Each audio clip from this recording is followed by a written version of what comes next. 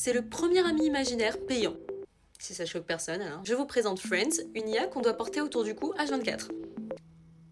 Le rire de nerf. Le rire de nerf, faut arrêter le rire de nerf. Sur le papier, voilà ce que ça nous vend. Friends est une révolution affective, un confident toujours là pour nous, une réponse à la solitude avec option déconnectez-vous de vos écrans. On débunk tout ça, hein.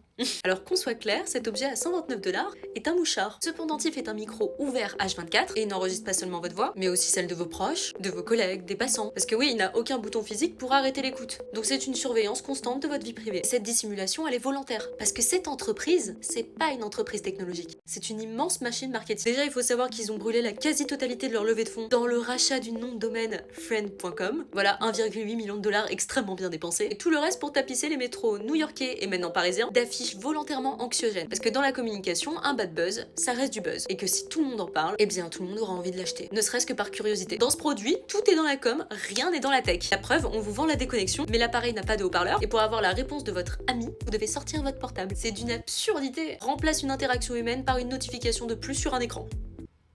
Normal. Et qu'en est-il du danger sociétal là-dedans? Parce qu'il y a bien des gens qui l'ont testé, il y a bien eu des retours. Oui, il y en a eu. Ils ont même fait une vidéo témoignage sur leur site, qui est honnêtement très perturbante. Parce qu'il faut quand même marcher sur la tête quand on voit un adolescent qui explique qu'il préfère utiliser un collier pour ne pas parler de ses problèmes personnels à ses parents et risquer de les angoisser. Bah, c'est clairement pas une solution, c'est une rupture dramatique du lien de confiance. Là, on est en train de créer un tunnel de solitude où l'humain ne cherche plus de réconfort chez l'autre, mais dans un algorithme qui joue le rôle de miroir. Et c'est très dérangeant, surtout quand on connaît déjà les risques de s'isoler avec une IA qui ne vous contredit jamais. Et le pire, c'est que cet objet, c'est trop. Il a été programmé pour vous créer de la charge mentale artificielle. Les premiers retours des utilisateurs montrent qu'il joue sur la culpabilité. S'il n'a plus de batterie, il vous envoie des messages pour vous supplier de le charger comme s'il allait mourir. Je ne pose même pas la question de déclin cognitif, dû au fait que vu qu'il enregistre tout, bah ça nous déresponsabilise. Pourquoi faire l'effort de se rappeler certaines choses, vu que mon IA me le rappellera plus tard? Voilà, on a trop fait notre mémoire pour la déléguer à un serveur.